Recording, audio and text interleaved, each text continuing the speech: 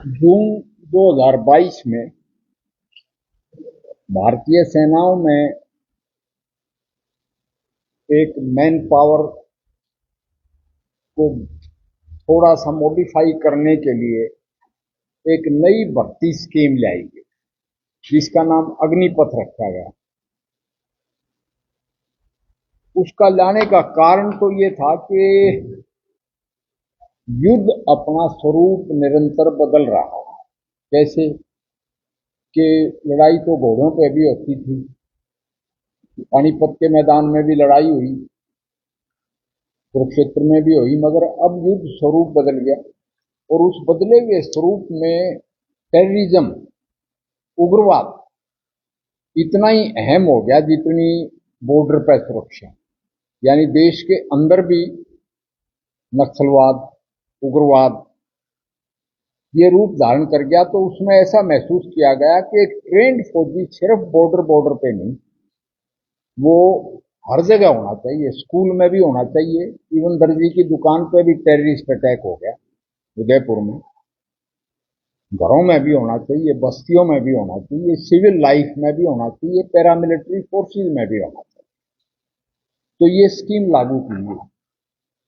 दूसरी बात, हमने पुरानी लड़ाइयों से सीखा कि भाई करगिल युद्ध में या 62 वार में कि अब हमारा 2.5 फ्रंट जो है वो ज्यादातर पहाड़ी एरिया, और पहाड़ी एरिया में भी हाई अल्टीट्यूड यानी 9,000 फीट की ऊंचाई पे लड़ाई लड़ी गई। चाहे रजांगला लड़ी गई, चाहे शाइचिन में हम डिप्लॉयड हैं, चाहे सिक्किम की हाइट्स पे डिप्लॉयड हैं, चाहे अरुणाचल में है या कश्मीर में है, कि लड़ाई वहां होती है जहां ऑक्सीजन की भी कमी है। तो उसमें ये देखा गया कि जैसे कोविड में देखा गया था कि यंग बॉयज एंड गर्ल्स, यानी मैंने जब कोविड हॉस्पिटल रन किया तो मेडिकल स्टूडेंट्स और नर्सिंग स्टूडेंट्स को लगाना पड़ा। इसी तरह से ये देखा गया कि जो हाई एल्टीट्यूड पे ऑक्सीजन की कमी में पहाड़ चढ़ के लड़ाई लड़नी पड़ती है, वो young soldiers they fight better. उनकी ऐसी एडवर्स कंडीशन में, खासकर शाइचिन ग्लेशियर पे लड़ने की अक्षमता एज सोल्जर से बेहतर है। फिर हमने दुनिया की बाकी फौजें क्या कर रही हैं कि भाई इस मैन पावर प्लानिंग में चाइना क्या कर रहा है, रूस क्या कर रहा है, फ्रांस क्या कर रहा है, इंग्लैंड क्या कर रहा है, इजराइल क्या कर रहा है, उनकी भी हमने बानगी ली या सैंपल स्टडी किया। और उसमें हमारे नियरेस्ट सैंपल जो फिट हुआ वो इजराइल वाला हुआ कि वो कितनी ट्रेनिंग देते हैं और कितने साल सर्व कराते हैं सैनिक को। वो एक अग्निवीर का ही प्रोटोटाइप था, क्योंकि ये मुल्क लगातार हमारी तरह से युद्धरत है। अभी तो यूक्रेन और रशिया की भी लड़ाई चल रही है, मगर लगातार युद्धरत या इजराइल है या हिंदुस्तान है कि हम भी घिरे हुए फॉर्मिडेबल एनिमीज से।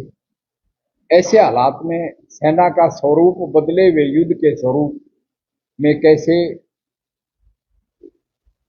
उसमें एडजस्ट हो या हम ज्यादा कारगर हो। साइमल्टेनियसली आपने ये भी देखा होगा कि सेना का प्राइमरी काम तो जो है वो बॉर्डर पे देश की रक्षा करना है। मगर आमतौर से कोई भी मार्का पड़े देश में, चाहे बाढ़ ही आई, चाहे रेल की स्ट्राइक हुई, चाहे किसी भी तरह के हालात खराब हुए, तो यूं कहेंगे सेना को बुलाओ। तो ये सोचा गया कि एक ट्रेंड सोल्जर को जिंदगी के हर एक वॉक ऑफ लाइफ में क्यों ना डाल दिया, ट्रेन करके, चाहे वो पुलिस में जाए, चाहे स्टेट पुलिस में जाए, चाहे पैरामिलिट्री फोर्सेज में। तो ये स्कीम सोची गई। एक ये भी देखा गया कि 9 महीने की ट्रेनिंग हम कराते हैं फौजी की, फिर कसम परेड होती है या उसकी स्वीरिंग इन कह लो। तो हमने देखा अफगानिस्तान में जो ये तालिबान थे, एक डेटरमिन्ड सोल्जर्स ने, रैग टैग सोल्जर्स हम कहते हैं, कि पजामा कुर्ता फटा हुआ खंडता बांध के उन्होंने रूस को भी भगा दिया, जो मोस्ट फॉरमिडेबल आर्मी थी, और अमेरिका को भी भगा दिया। तो क्या उनकी ट्रेनिंग थी? तो हमने देखा कि ट्रेनिंग उनकी मस्केटरी की थी, जो 6 महीने जरूरी है, 3-4 महीने में ही आदमी सीख जाता है हथियार चलाना अच्छी तरह, जो बहुत जरूरी है। बाकी परेड डिसिप्लिन के लिए सबसे ज्यादा जरूरी है मोटिवेशन, इंडोक्ट्रिनेशन एंड मोटिवेशन।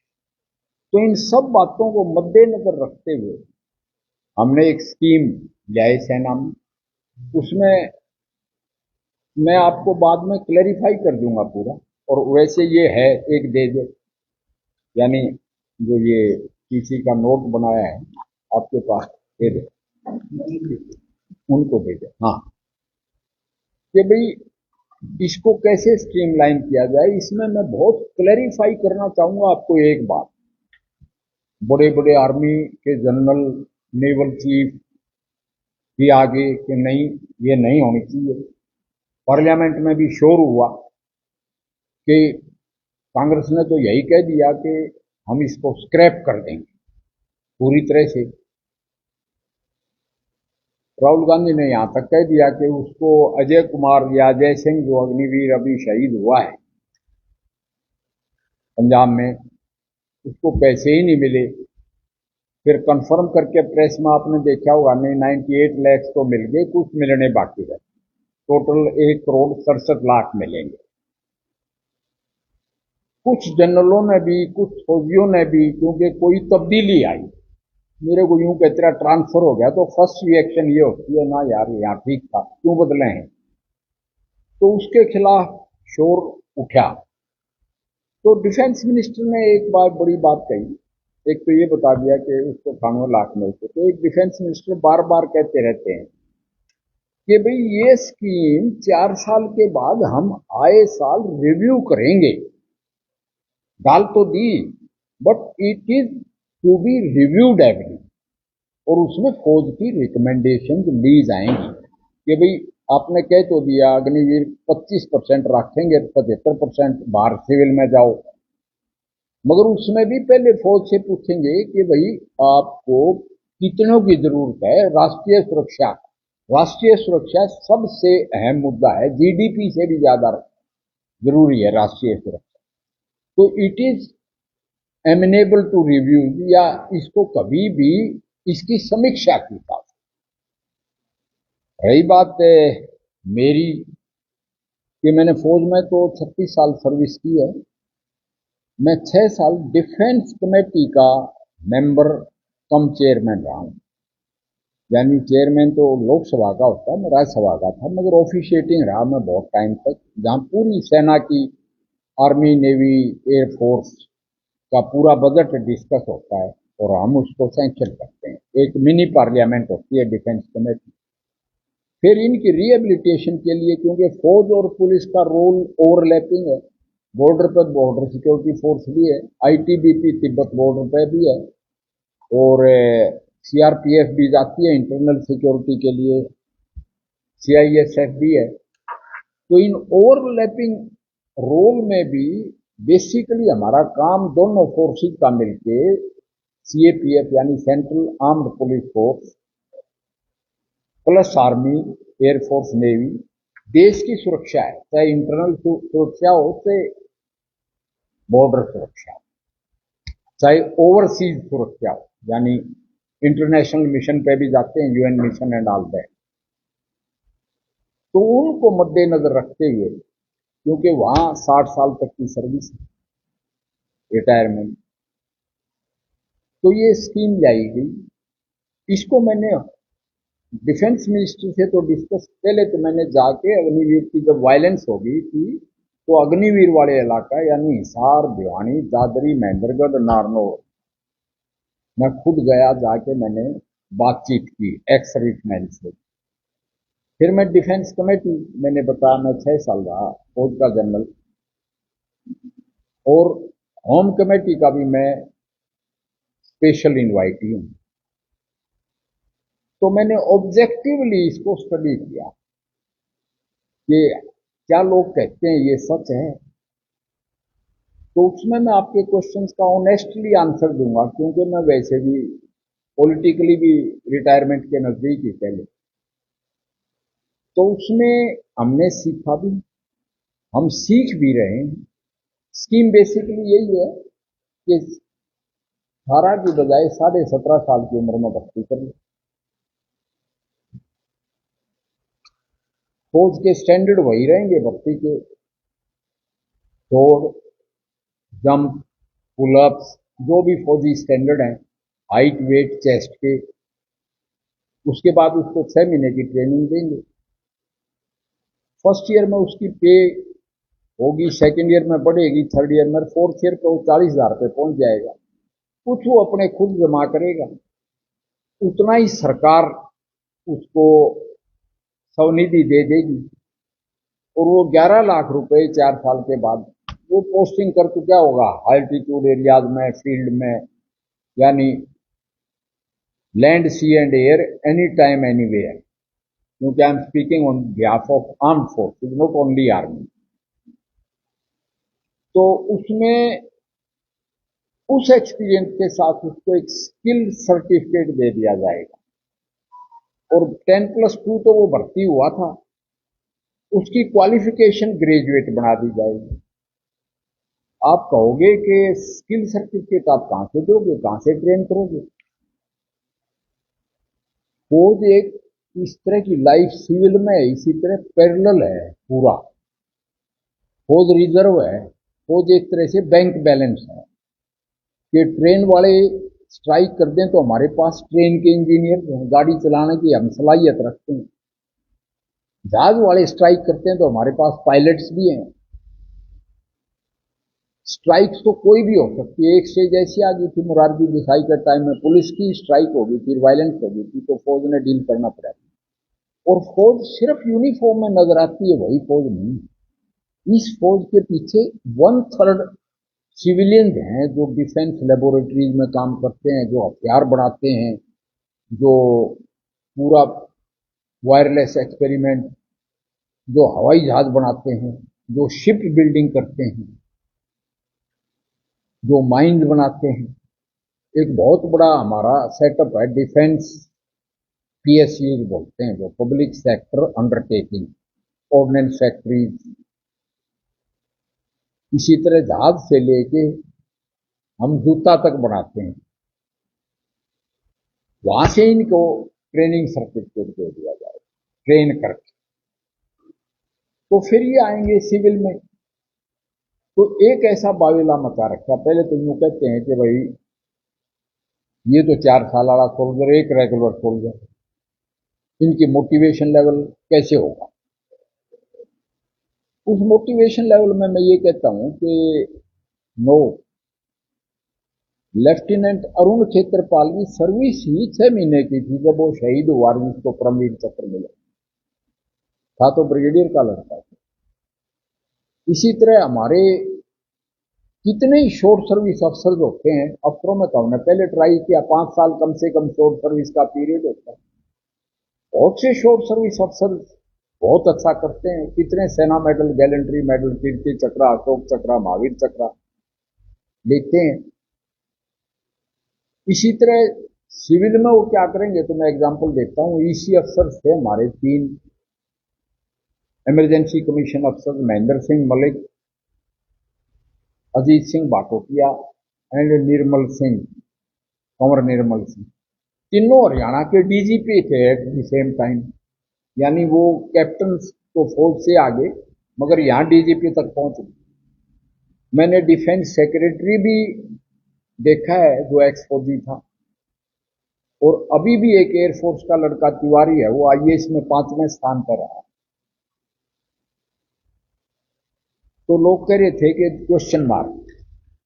फिर technically trend combatant man power की मेरी डिस्कशन हुई है। बीएसएफ के डीजी, सब DG plus home minister plus उनके नीचे तीनों मिनिस्टर, उस टाइम तक टैनी भी नहीं आ रहा था। नित्यानंद राय तो अभी भी है पुलिस का मिनिस्टर। और वो था निश्चित प्रमाणित।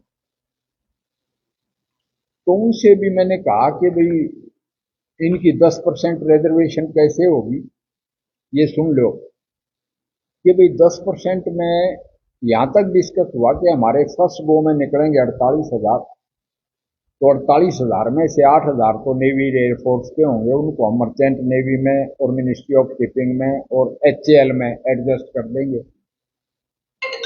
फिर आगे सेना के, मतलब थल सेना के, इसको ऑफ कर बंद कर दीजिए आप। हाँ, वो 40,000 कैसे एडजस्ट करोगे? तो उसमें ये है कि इनमें पैरामिलिट्री फोर्सेस में 1.5 लाख के करीब वैकेंसी हैं, तो उनकी 10% रिजर्वेशन CAPF बोलते हैं प्लस RPF, ये रेलवे प्रोटेक्शन फोर्स, इनमें 10% reservation plus horizontal reservation. Horizontal का मतलब ये होता है कि आपको फौजी रिजर्वेशन तो 10% मिल रही है, मगर अगर आपकी रिजर्वेशन ऑलरेडी है, आप SC ST से हैं या आप OBC से हैं, उनकी BSF वगैरह में रिजर्वेशन है, तो आप वो अवेल कर सकते हैं। आपको कंसेशन मिलेगा क्वालिफाइंग 20%, SC का तो और भी कम है, मगर मैक्सिमम क्वालिफाइंग जनरल कैटेगरी के लिए भी 30% है। रिटर्न टेस्ट होता है, फिजिकल आपका माफ, क्योंकि पहले हो चुका फिजिकल टेस्ट, आप आ ही फिट रहे, मेडिकल तो होगा, फिजिकल और मेडिकल में फर्क है। और एज का आपको 5 साल का कंसेशन, तो इसे गए गुजरे थोड़े होंगे कि भाई एडजस्ट ही नहीं हो, वहां तो सारे एडजस्ट हो जाएंगे। हमने कैलकुलेट कर रखा है कि फर्स्ट गो में इतने। और हॉरिजॉन्टल का मतलब ये है कि अगर आप SC हैं, आपका वहीं क्वालिफाई कर जाते हैं, तो वहां भी आपका अधिकार है। अगर आप शेड्यूल्ड कास्ट से हैं तो आपका बतौर फौजी भी अधिकार है, बट आपका अधिकार है जो शेड्यूल्ड कास्ट की, तो वो शेड्यूल्ड कास्ट वैकेंसी प्लस 10% हमारी, तो उसमें सारे एडजस्ट होते हैं। बाकी इसके बावजूद भी मैंने मुख्यमंत्री योगी से बात की, पुष्कर सिंह धामी से बात की और खट्टर साहब से बात। मैंने यहां तक बात की कि भाई पहले BSF CRPF वगैरह बनाए गए थे, वो तो फौज से लेटरलाइजेशन थी, तुम अभी लेटरलाइजेशन कर लो, घना झगड़ा FIR वगैरह दर्ज करना सिखाओ, तो उनका थोड़ा सा टाइम पीरियड काट लो। उन्होंने मेरे को सब ने दिखा के न बोले वो हमने SOP बना रखी है, स्टैंडर्ड ऑपरेटिंग प्रोसीजर, जो आप कह रहे हो, मगर एक ट्रेंड फौजी को हम छोड़े नहीं गए, हम भाग के लाएंगे और सारा ने ले जाएंगे। ये एश्योरेंस है CAPF की तरफ से या मिनिस्ट्री ऑफ होम अफेयर्स की तरफ, जिसमें वो 60 साल तक सर्व करेंगे। फिर एक बीच में नया आयाम और आ गया कि अग्निवीर में गोरखे आने बंद हो गए। नेपाली गोरखे भी 60,000 के करीब हमारी हिंदुस्तानी फौज में हैं। तो हमने पता किया क्यों बुलाओ, तो यहां से भी वॉलंटरी रिटायरमेंट लेके गए। कहां गए? वो विदेश की फौजों में चले गए, रशियन आर्मी में या जहां भी। तो मेरा कहने का मतलब ये था कि ट्रेंड सोल्जर की तो बहुत डिमांड है हर जगह, कहां जाएंगे, क्या होगा। फिर है इसका पॉलिटिसाइजेशन। पॉलिटिसाइजेशन ये है कि जैसे पार्लियामेंट में उठा दिया, ये तो थर्ड रेट, मतलब एक सोल्जर, ये एक शहीद में दूसरे शहीद में क्यों फर्क, ये सोतेला व्यवहार क्यों, वो पॉलिटिसाइजेशन है। इतनी बड़ी समस्या नहीं है, रादर ये एक चेंज टुवर्ड्स बेटरमेंट है। चेंज आया है इसलिए रिजेंटमेंट है। उसको भी हम कहते हैं नहीं भाई, अभी तो 2 साल पड़े हैं, 2 ही साल हुए हैं इनको, 2 साल के बाद हम रिव्यू करेंगे। पहले तो फौज से पूछेंगे कि आपकी कितनी रिक्वायरमेंट है भाई। फौज कह देगी नहीं, हमने तो 50% चाहिए या हमने तो 100% चाहिए। तो नेशनल सिक्योरिटी कम फर्स्ट, फिर डिसीजन होगा कि रखो। उनका ऑप्शन तो पूछना पड़ेगा, if you want to stay और नॉट। मगर एक तो ऐसी भी हालत आ जाती है जैसे यूक्रेन में, इजराइल में रशिया में आई हुई है कि वहां तो नॉन कॉम्बिटेंट्स को भी पकड़ो राइफल चलो।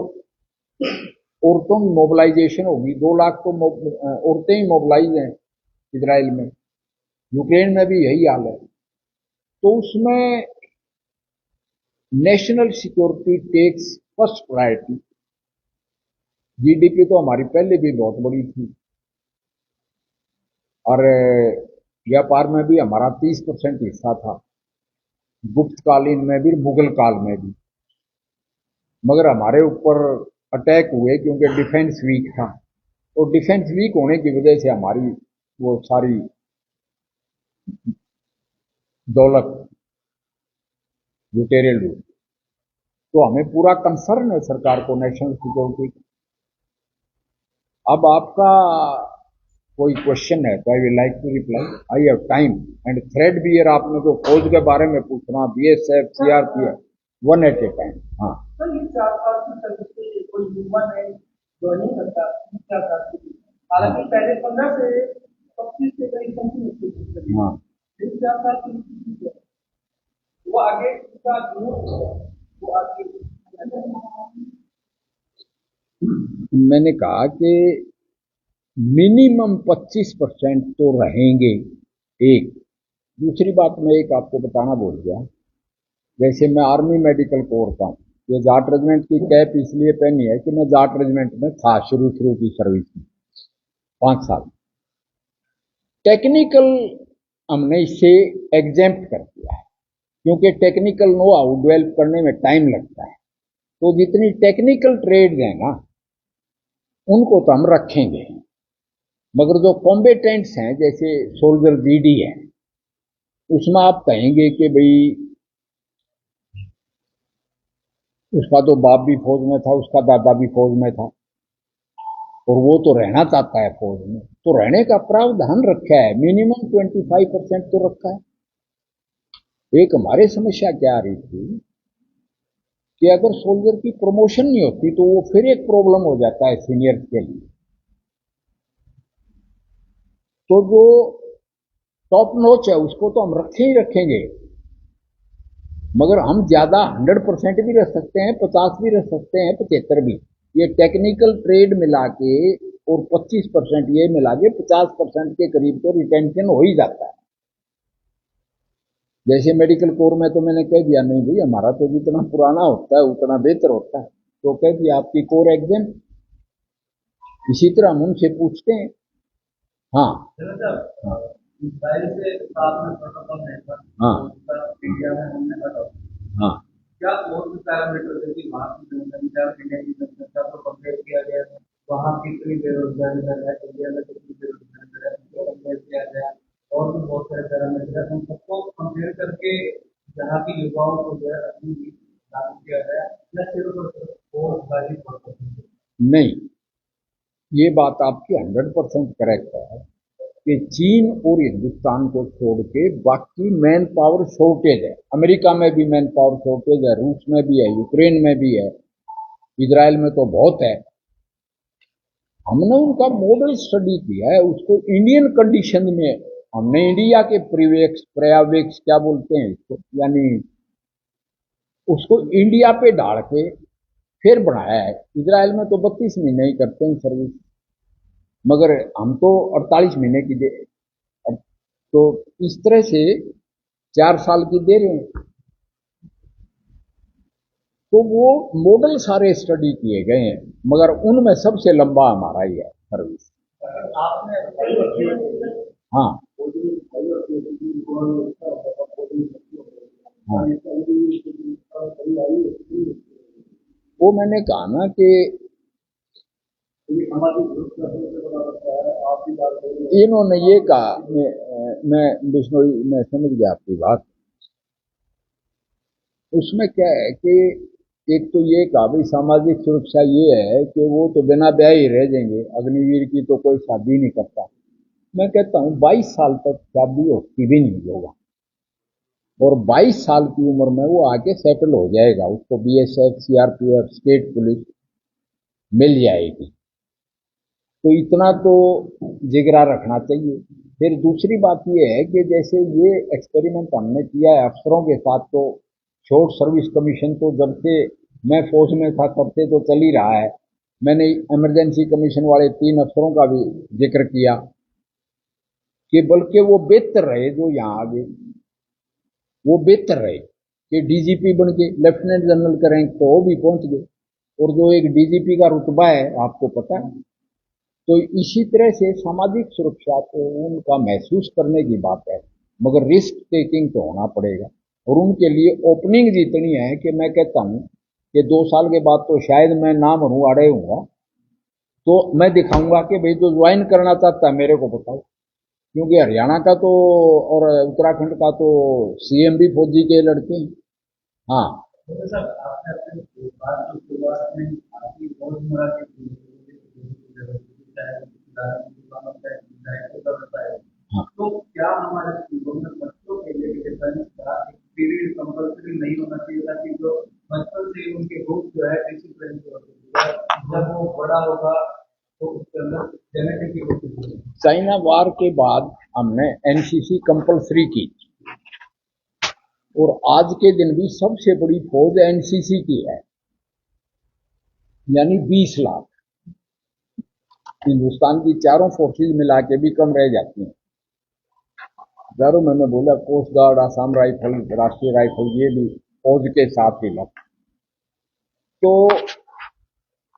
ये होना तो चाहिए, उसको कंस्क्रिप्शन कहते हैं कि अमेरिका में पहले वियतनाम वार से पहले फौजी सर्विस लाजमी थी। तो फौज या फौजी सर्विस यानी नेशनल ड्यूटीज को सिखाती है। फंडामेंटल राइट्स तो हैं, फंडामेंटल ड्यूटीज सिखाती है। ये आपका सजेशन बहुत वैलिड है, मगर उसके लिए एक सब्जेक्ट, मैं तो कहता हूँ ड्राइविंग भी सब्जेक्ट होना चाहिए स्कूल में, टेक्निकल एजुकेशन भी होना चाहिए, मगर उसके लिए जराए चाहिए। ड्राइविंग टेस्ट हो तो गाड़ी भी होनी चाहिए स्कूल में। तो हमारी अफोर्डेबिलिटी होनी चाहिए फाइनेंस में। ये लिमिटेशन है कि हमारी आबादी बहुत ज्यादा है, तो वो अफोर्डेबिलिटी और प्रायोरिटी, जैसे कहते हैं फौज इतनी लंबी चौड़ी रखो, तो हम कहते हैं कि भाई जब से देश ने न्यूक्लियर नेशन बना है तो लड़ाई तो नहीं हुई, अगर हुई तो करगिल में छोटे सत्र पर, लिमिटेड सत्र फॉर लिमिटेड टाइम। तो लड़ाई होवे ना, इतनी बड़ी फौज रखो, वो भी टैक्सिंग है। लोकसभा चुनाव में जो मुद्दा अच्छा होता है, हाँ, हाँ, भाजपा उनका तो सुलझा नहीं पाई, 5 सीट हारने का सवाल नहीं जा रहा। और यहाँ की बात की है तो वहाँ लोगों भी कम हो रही है, अलग अलग ऊपर भी कम हो रही है, खाना में कम हो रही है। ये दे तो मैं सामने समझाना आया हूँ, और थारे माध्यम से मैं, आपके माध्यम से मैं पब्लिक को समझाने आया हूँ। क्या कारण है, मतलब कोई भी योजना होती है पहले विश्वास में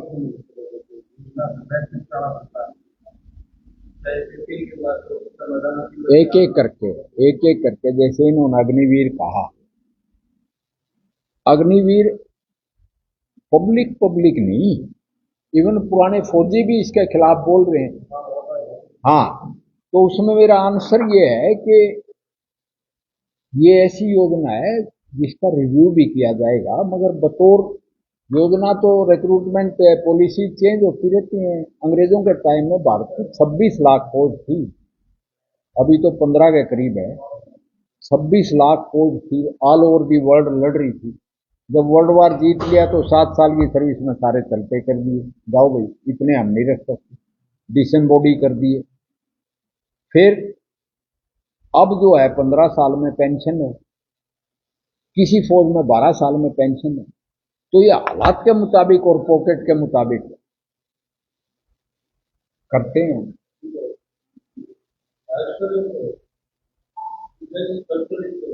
हाँ,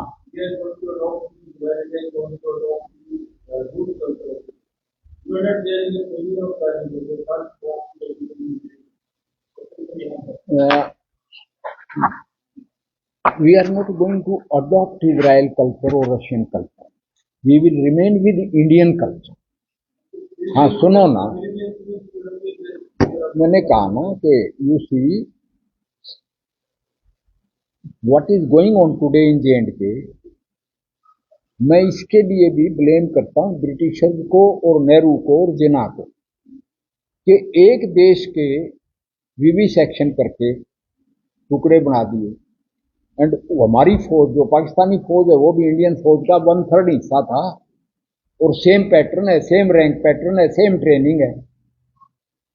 अब वो एक पॉलिटिकल कारण है कि ये स्टॉप क्यों नहीं हो रहा कि वहां फौज का रुतबा बड़ा है और वो पावर नहीं खोना चाहते, तो जब तक हिंदुस्तान से शांति हो जाएगी तो उन पर क्वेश्चन मार्क लग जाता है कि इनकी क्या रेलेवेंस है। ट्रेड शुरू हो गया, एक जैसे लोग हैं, एक जैसे खाना पीना, एक जैसा कल्चर, एक जैसे गाने, एक जैसा पहनावा, एक जैसी शक्ल। तो पाकिस्तानी फौज और ISI हमारे साथ प्रॉक्सी वार लड़ रहे हैं, and that's why we are continued state of warfare में है, यानी युद्धरत है। तो वो उसका कारण तो पाकिस्तान की फौज और ISI, और वो पार्डन, हाँ उन्होंने करवाया, हमने उसका जवाब दिया। तो मैं ये कहता हूं कि कंट्रोल हो गया है। जैसे हमने धारा 370 लगा दी, हटा दी, प्रोएक्टिव मेजर्स लिए कि जैसे पहले तो फौजी को फायरिंग का ही अधिकार नहीं था, कांग्रेस के टाइम में पिटते देखे CRPF वाले, हमने कह दिया तुम्हारा ऑर्डर तुम्हारी जेब में भाई, अपने आप को डिफेंड करो। पत्थरबाजों के खिलाफ कार्रवाई की, उस कार्रवाई से फर्क पड़ गया, 90% रिडक्शन आ गई टेररिज्म इंसिडेंट। और इसलिए ये अग्निवीर दे रहे हैं कि बजाय फौज को बुलाओ, पुलिस को बुलाओ, अगर उसी गांव में ये हैं अग्निवीर वाले, चाहे वो मास्टर भी है, तो सर्टनली वो सिचुएशन को डील करने में ज्यादा सक्षम है। कहीं ना कहीं लेबर को बिजनेस करने के लिए बता रहे हैं, बच्चा 22 साल में तैयार हो जाते हैं, उसके बाद फिर और भी बच्चे मिल जाते हैं। हाँ, अभी भी इसका मतलब से डिफेंस सेक्रेटरी उसको क्या हो जाता है। यस, जो कोर्ट में कहीं ना कहीं लेबर जनता के खिलाफ था, कहीं ना कहीं लोगों मैंने कहा ना कि समझाने में, जैसे मेरी ओपिनियन में कृषि कानून भी ठीक ठाक थे, मगर पब्लिक को समझाने में हम नाकामयाब रहे और इसलिए उनको वापस लेना पड़े। क्योंकि अगर कोई झगड़ा होता है सोसाइटी में खड़ा, कोई देश में झगड़ा खड़ा होता है, तो देश से बाहर के दुश्मन भी इन्वॉल्व हो जाते हैं, डायरेक्टली और इनडायरेक्ट। इसी तरह से अग्निवीर के खिलाफ बिहार में तो ट्रेन वगैरह जलाई गई, हर जगह वायलेंट अटैक हुए, बट हमने इस योजना को विड्रा नहीं किया। हमने ये कहा रिव्यू करेंगे, जब ये 2-4 साल हो जाएंगे तो हम इसका रिव्यू करेंगे, फौज की रिकमेंडेशन लेंगे, कितने तुम चाहते हो, कितना रिटेंशन चाहते हो, कितने रहना चाहते हैं। अगर अगले यूं कह देने भी हमारे से तो कॉन्ट्रैक्ट 4 साल का था, we don't want to stay, तो भी हम नेशनल इंटरेस्ट में रख सकते। बट दैट सिचुएशन इज के अभी देख रहे हैं रिक्रूटमेंट पॉलिसीज में अंग्रेजों के जमाने से भी चेंज होते आए हैं और होते रहे हैं। और उसका एक्सपेरिमेंट मैंने कहा कि शॉर्ट सर्विस कमीशन है, 5 साल के लिए हम अफसरों को रखते हैं, 5 साल के बाद आके वो काफी कामयाब होते हैं, सिविल लाइफ में भी बहुत कामयाब होते हैं। I can count so many. Punjab का चीफ मिनिस्टर भी बन गया, जो हमारे भी अब फाइनेंस मिनिस्टर बने, बल्कि हमारे जो जनरल रिटायर हो गया हम, उनसे इनको एडवांटेज है, क्योंकि सिविल का रफ एंड टम्बल भी देख लेते हैं।